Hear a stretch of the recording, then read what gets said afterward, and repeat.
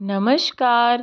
किस्से कहानियाँ with motivation channel में आपका बहुत बहुत स्वागत है। दोस्तों, शुरू करते हैं आज की कहानी। बहुत ज़ोरों की बरसात हो रही थी और एक बूढ़ा आदमी सर पर पन्नी रखकर दौड़ता हुआ चाय वाले की टपरी पर आकर रुका। मौसम भी इन दिनों थोड़ा ठंडा ही था और ऐसे में बारिश पड़ने से तो हवाएं भी इतनी ठंडी हो गई थी मानो छू कर निकल जाएं तो इंसान को जमा ही दें। इतना ठंडा मौसम हो गया था कुछ बूंद के पड़ने मात्र से, और शाम के समय क्योंकि हर किसी को अपने घर जाने की जल्दी रहती ही है, तो बस मैं भी जल्दबाजी में अपने घर की ओर जा ही रहा था। लेकिन बारिश इतनी तेज होने लगी कि कुछ भी सही से दिखाई नहीं दे पा रहा था। ऐसे में मुझे इतनी दूर का सफ़र तय करना सही नहीं लगा। मेरे दिमाग में आया कि क्यों ना कुछ देर यहीं ठहर कर इंतज़ार किया जाए। जब बारिश धीमी हो जाएगी तब हम लोग घर के लिए निकल पड़ेंगे। बस यही सोचकर मैंने उस फ्लाईओवर के नीचे अपनी गाड़ी खड़ी कर दी और खुद भी खड़ा हो गया। और क्योंकि मैं कार से निकलकर सीधा फ्लाईओवर के नीचे ही खड़ा हुआ था, इसलिए मैं तो बारिश में भीगा भी नहीं था।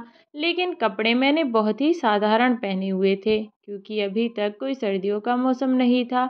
इसलिए मैंने वही अपनी साधारण सी कमीज़ डाली हुई थी। लेकिन बारिश के बाद साथ साथ चलती हुई वह हवा मानो मेरे लिए बीमारी की सौगात थी। इतनी ठंडी हवा में ऐसा लग रहा था जैसे अगर कुछ देर और मैं यूं ही खड़ा रहा तो शायद खड़े होने के लायक ही नहीं रहूँगा। हाथ पाँव यहीं पर जम जाएंगे। लेकिन ऐसे में वह बुजुर्ग आदमी सर पर छोटी सी पिन्नी रखकर दौड़ता हुआ उस फ्लाईओवर के नीचे ही आकर रुका। एक नज़र हमारी ओर देखकर वह हमसे 2 कदम पीछे हो गया और फिर थोड़ी देर यूं ही खड़ा रहा। लेकिन उसे देखकर साफ पता चल रहा था कि यह ठंड से कांप रहा है। लेकिन मुझे यह कोई बड़ी बात नहीं लगी क्योंकि भाई ठंड से तो हम भी कांप रहे थे कि तभी मैंने और मेरे दोस्त ने चाय वाले से 2 कड़क चाय बनाने के लिए कहा। कुछ देर बाद वह आदमी इधर उधर यूं ही देखता रहा।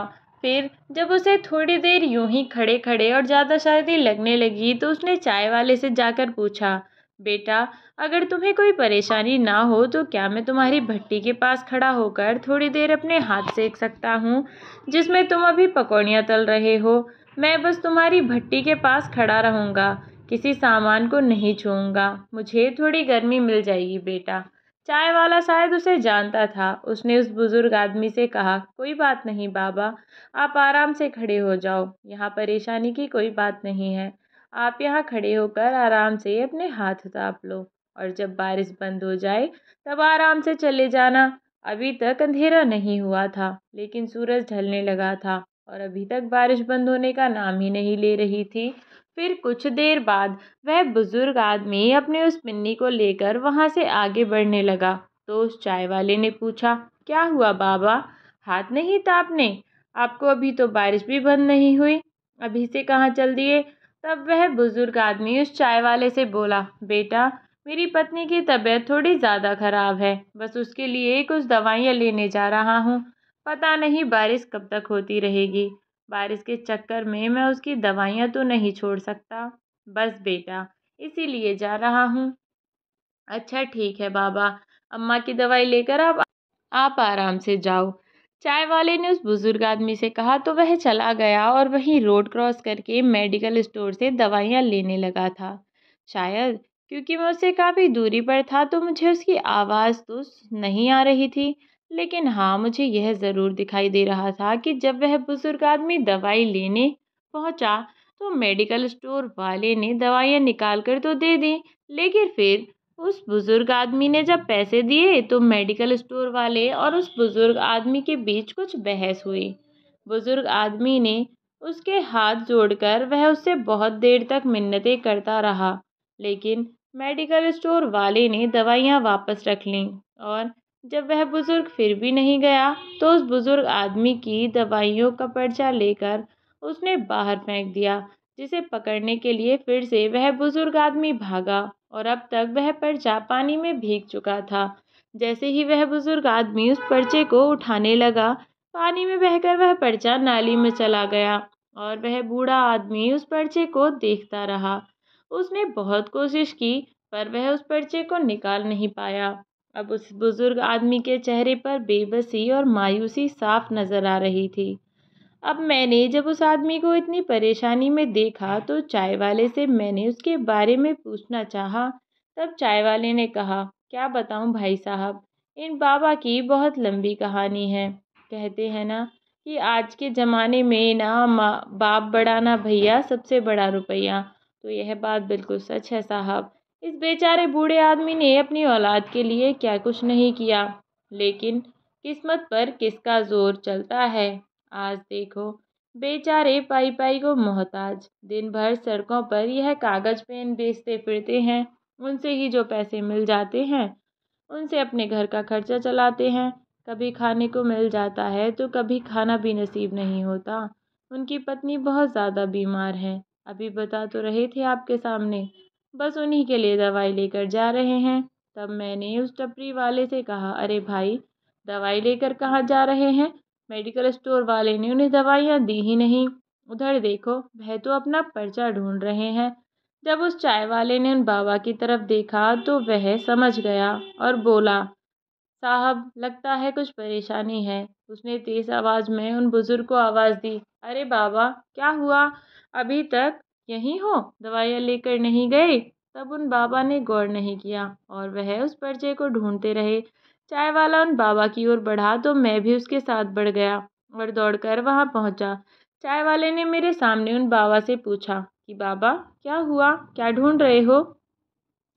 तब वह बाबा जी, जो रोए जा रहे थे, रोते हुए अपने आंसुओं को पोंछते हुए बोले, बेटा, मैंने जैसे तैसे कई दिनों में पैसे जोड़कर डॉक्टर को दिखाकर यह पर्चा बनवाया था, जिसमें तेरी अम्मा की दवाइयाँ लिखी थी। और अब मेरे पास पूरे पैसे नहीं थे तो इस मेडिकल स्टोर वाले ने वह पर्चा फेंक दिया, जो कि नाली में गिर गया। अब मैं क्या करूं? कैसे उसकी दवाइयाँ लेकर जाऊं? उसकी तो तबीयत भी इतनी खराब है, पहले ही कई दिनों से बीमार है। तब उन बाबा की हालत देखकर मुझे थोड़ा गुस्सा आया और मैंने चाय वाले के साथ उनकी मदद की, उन्हें उठाकर साइड में बिठाया। अब मैं मेडिकल स्टोर वाले के पास गया और जाकर उससे कहा कि वह दवाइयाँ दे जो अभी बुजुर्ग ने मांगी थी। तब मेडिकल स्टोर वाले ने कहा कि भाई साहब, पर्चा दीजिए, कौन सी दवाइयाँ हैं, ऐसे नहीं पता चलेगा। जब उसने यह कहा तो मैं गुस्से से बौखलाता हुआ बोला कि पर्चा तो तुझे पता होगा ना कि कहाँ है, क्योंकि इन्होंने तो तेरे ही हाथ में दिया था। बाकी अब तूने उसे फेंका है तो तू जान। अब डॉक्टर के पास जाकर दवाइयाँ क्या तू लिखवा कर लाएगा, जो तूने नखरे में आकर इनका पर्चा फेंक दिया? पता भी है कि किसी के लिए वह कितना ज़रूरी था। अगर उनकी पत्नी को समय से दवाइयाँ नहीं मिली तो उनकी मौत भी हो सकती है। अगर उन्हें कुछ हो गया तो क्या तू उस बुजुर्ग औरत को जिंदा कर सकता है, बता मुझे। गुस्से में जब मैं उस पर चिल्ला कर पड़ा तो वह बोला, अरे भाई साहब, जब मैं बार बार इनसे मना कर रहा था तो यह मान क्यों नहीं रहे थे? मैंने कोई खैरात खाना तो नहीं खोल रखा जो मुफ्त में दवाइयाँ बांटता फिरूं। उनके पास इतने पैसे ही नहीं थे तो गुस्से में पर्चा फेंक दिया। इतनी ही देर में मुझे काबू नहीं हुआ, लेकिन उससे पहले मैंने पूछा कि मुझे वह दवाइयाँ दो जो इन बाबा के लिए थी।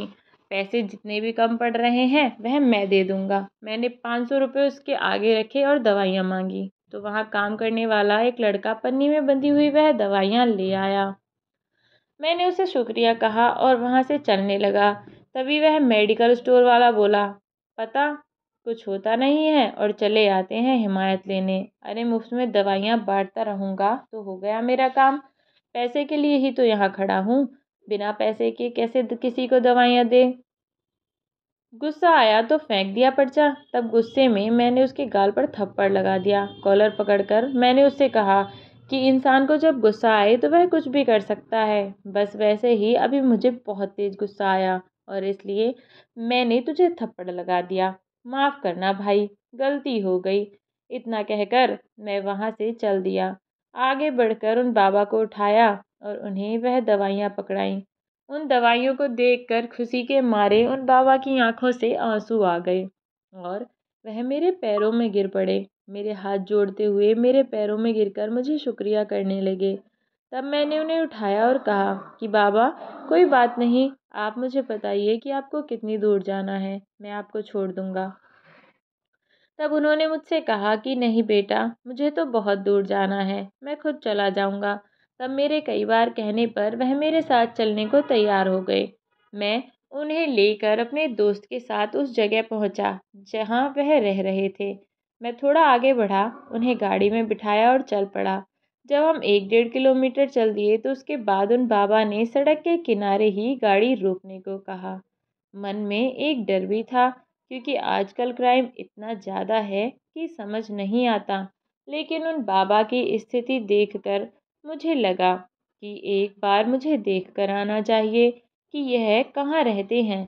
लेकिन मैंने उनसे कहा कि बाबा, यहाँ से आप खुद चले जाइए, हमें देर हो रही है, अब हम चलते हैं। वह बाबा गाड़ी से उतरकर चल दिए। गाड़ी साइड में खड़ी करके मैं और मेरा दोस्त भी उनके पीछे पीछे जाने लगे। कुछ दूर चलकर झाड़ियों के पास ही थोड़ी ऊंची सी ज़मीन जहाँ एक पेड़ उगा हुआ था, उस पेड़ के पास एक थोड़ी बड़ी सी पिन्नी बांधकर डंडों के सहारे उसे रोका हुआ था। और उस छोटी सी झोपड़ी नुमा जगह पर शायद वे दोनों रहते थे, क्योंकि वहीं पर एक बुजुर्ग महिला भी लेटी हुई थी जो कांप रही थी और बहुत गंदे से कपड़ों में लिपटी हुई थी। वह बुजुर्ग आदमी वहां पहुंचा और उन्होंने 1-2 बिस्किट खिलाकर दवाई खवा दी। वह बिस्किट भी चाय की टपरी वाले ने उन्हें मुफ्त दे दिया था। उन्हें दवाई खिलाई तो वह पूछने लगीं, आप खाने के लिए कुछ लाए हैं क्या? तब उन बाबा ने बिस्किट का पैकेट आगे कर दिया और बोले, हाँ, तुम्हारे लिए यह बिस्किट लेकर आया हूँ। तुम बीमार हो ना, इसलिए, और कुछ तो ला नहीं सकता था, इसलिए यह बिस्किट का पैकेट ले आया हूँ, तुम यह खा लो। यह महिला ने पूछा कि आपने कुछ खाया या नहीं, तो बाबा ने झूठ बोला कि हाँ, तो बहुत अच्छे आदमी मिल गए थे, उन्होंने मुझे बहुत अच्छा खाना खिलाया, मेरा तो पेट पूरा भरा हुआ है। तुम्हारी तबीयत ठीक होती तो मैं तुम्हारे लिए भी वही खाना ले आता, पर तुम बीमार हो ना, इसलिए यह बिस्कुट खा लो और पानी पी लो। जब मैंने उनकी ऐसी स्थिति देखी तो मुझे उन दोनों पर बहुत तरस आया। मुझे देर तो हो रही थी, पर जब मैं इतनी देर से रुका हुआ था तो मैंने सोचा कि 1 घंटे में कुछ नहीं जाता, क्यों ना मैं उनकी थोड़ी सी मदद कर दूं।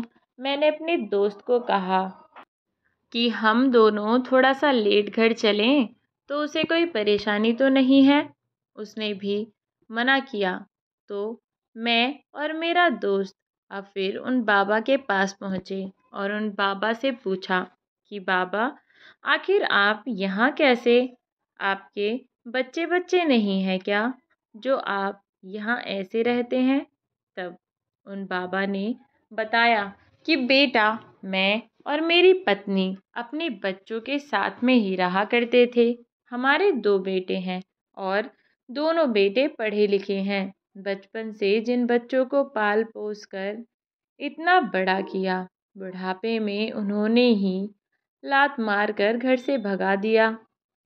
दरअसल हम यहाँ इस शहर के रहने वाले नहीं हैं बेटा।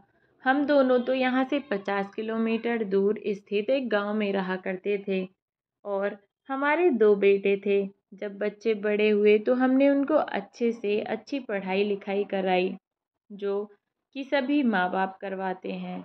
उनका भविष्य संवारने के लिए हमसे जितना भी हो पड़ा हमने उतना किया।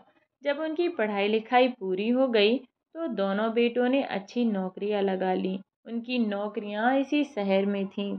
एक दिन दोनों बच्चों का फ़ोन आया और उन्होंने कहा कि माँ, पापा, आप अकेले गांव में रहते हैं, क्यों ना आप लोग हमारे साथ आकर शहर में रहें।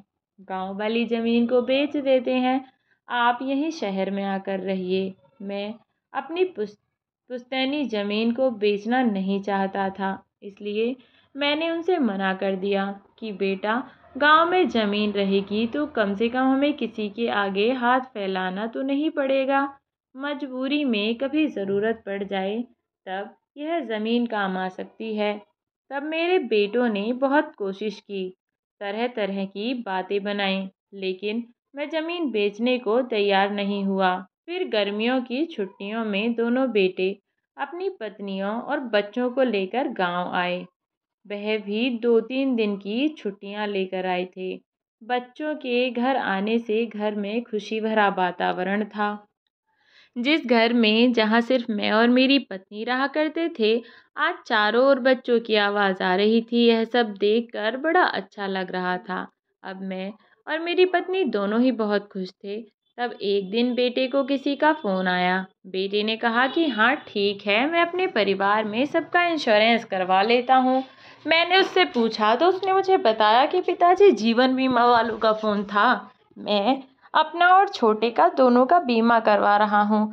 अगर आप कहें तो आप दोनों का भी करवा देता हूँ, जिससे यदि भगवान ना करे भविष्य में हमें कुछ हो जाता है तो हमारे बच्चों को पाई पाई के लिए मोहताज नहीं रहना पड़ेगा। जीवन बीमा कंपनी वाले उन्हें हमारी मौत का मुआवजा देंगे, जिससे कम से कम आर्थिक रूप से तो वे मजबूत रहेंगे।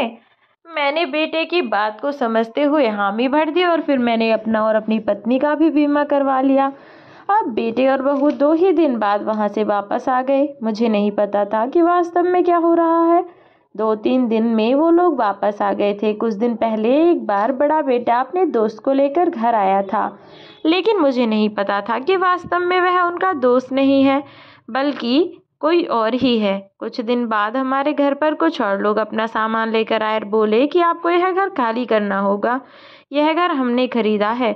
उन्होंने हमें कागज़ दिखाए। मैंने पुलिस केस भी किया, लेकिन कुछ नहीं हुआ, क्योंकि उनके पास असली कागजात थे। पुलिस ने उल्टा हमें ही घर खाली करने को कहा, या फिर उनके पैसे उन्हें वापस देने को कहा। लेकिन मेरे पास इतने पैसे नहीं थे कि मैं उन्हें वापस दे पाता। हमारा गांव वाला घर बहुत बड़ा था और उसकी कीमत भी लाखों रुपयों में थी। इतने पैसे भला मैं कहाँ से लाता। मुझे समझ आया कि बेटा जिस दोस्त को लेकर आया था वह उसका दोस्त नहीं था, बल्कि वह उस घर को दिखाने के लिए लाया था। और मेरे पत्नी के जीवन बीमा के नाम पर जिन कागजात पर दस्तखत लिए थे वह मेरे घर के कागज़ थे, और उन कागज़ों पर दस्तखत करवाकर उन्होंने यह घर बेच दिया था। उसके बाद मेरे और मेरी पत्नी के पास कोई चारा न रहा और हम शहर में अपने बच्चों को ढूंढने के लिए आ गए। उसके बाद हमने उन्हें बहुत ढूंढा, लेकिन वे हमें नहीं मिले। यहाँ इस शहर में आए हुए हमें 3 महीने हो गए। तब से हम अपने बच्चों को ढूंढ रहे हैं, लेकिन बेटा मेरे पास पैसे नहीं थे और हमें पेट भरने के लिए और सर छुपाने के लिए कोई जगह तो चाहिए थी ना, तो मजबूरी में हमें यह रास्ता अपनाना पड़ा। तब से मैं सड़कों पर पेन और कॉपी बेचता फिरता हूँ। उससे जो पैसे मिल जाते हैं उन्हीं से हम अपना पेट पालते हैं और इधर उधर बच्चों को ढूंढते फिर रहे हैं, लेकिन पता नहीं कि वह हमें मिलेंगे भी या नहीं। अब पता नहीं ईश्वर ने क्या सोच रखा है। मेरी पत्नी अचानक बीमार हो गई और मैं जितनी भी कमाई करता था उसको जोड़कर मैंने डॉक्टर को दिखाया, तो दवाइयों के पैसे भी मैं जोड़ नहीं पाया। ऐसे में मैं उसके लिए खाना कहाँ से लेकर आऊँ। पर यह बात मैं उससे नहीं बता सकता बेटा, वरना वह और परेशान हो जाएगी। उन बाबा की कहानी सुनकर सचमुच मुझे बहुत दुख हुआ। मैंने उन बाबा से कहा कि बाबा, गाड़ी में बैठिए, मैं आपको कुछ सामान दिला कर जाता हूँ। मैंने उन बाबा को गाड़ी में बिठाया और उन्हें लेकर वहीं बाजार की ओर चल दिया। मैंने उन बाबा को एक वेट मशीन दिलवाई और पास में ढाबे पर ले जाकर गाड़ी रोककर वहाँ मैंने उन बाबा को भरपेट खाना खिलाया और उनकी पत्नी के लिए घर का जैसा सा खाना पैक करवाया था। साथ ही उस ढाबे वाले ने उन बाबा के लिए किसी काम की बात की। ढाबे वाले को भी बर्तन धोने वाले की ज़रूरत थी, इसलिए उन्होंने रख लिया। अब बस मैं इनकी मदद करके उन बाबा को वहाँ छोड़कर वहाँ से अपने घर की ओर चल दिया, पर उन्हें समझा कर आया कि बाबा आप अपना काम करते रहिए और अम्मा जी यह वजन की मशीन को लेकर बैठ जाएं, जिससे कोई भी यहाँ वजन तुलवाएगा तो पैसे देकर जाएगा। उस ढाबे वाले ने पीछे टीन शेड डालकर एक छोटा सा कमरा बनाया हुआ था, जिसमें वे दोनों रह सकते थे। दोनों पति पत्नी को ढाबे पर काम भी मिल गया और उन्होंने अपनी वजन मशीन भी वहीं रख ली। मैं उन्हें वहाँ छोड़कर आ गया, पर अपनी ज़िंदगी में फिर से व्यस्त हो गया। कई महीनों बाद फिर से मेरा उस रास्ते पर जाना हुआ तो मैं उस जगह पर रुका। अब जब मैं उस ढाबे पर रुका तो वही बाबा मेरे लिए खाना लेकर आए। मुझे देखकर वे बाबा बहुत खुश हुए और मुझे लाखों दुआएं देने लगे। अब उनकी स्थिति पहले से काफ़ी बेहतर लग रही थी। ढाबे पर उन्हें 2 वक्त का खाना मिल जाता, रहने को जगह मिल जाती और साथ ही कुछ पैसे भी मिल जाते। वहीं वह अम्मा भी काम करती थीं। अब वहीं उन्होंने अपनी वजन मशीन भी रखी हुई थी। दिन में 10-20 लोग तो अपना वजन तुलवा ही लिया करते थे।